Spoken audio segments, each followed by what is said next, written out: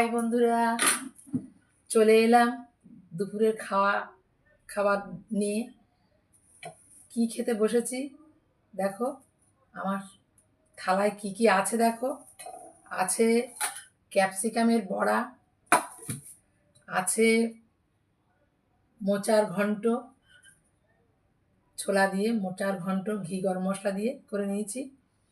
আর আছে নিরামিষ সবজি দেওয়া ডাল। এই হচ্ছে এক বাটি ডাল। এই হচ্ছে আমার দুপুরের খাবার। আর সঙ্গে তো আছে আমার প্রিয় জিনিস চাটনি। এইগুলো দিয়েই আমি আজকে দুপুরের আহার শেষ করব। তোমাদের কার কার খাওয়া হয়েছে একটু জানিও। এখন তো 2টো বাজে, আমার 2টো আড়াইটে বেজে যায়। তা চলো খাওয়া শুরু করি। কেমন লাগলো আমার এই রান্নাগুলো একটু কমেন্টে জানিও। তোমাদের ভালো লাগলে তোমরা ভালো থেকো, সুস্থ থেকো,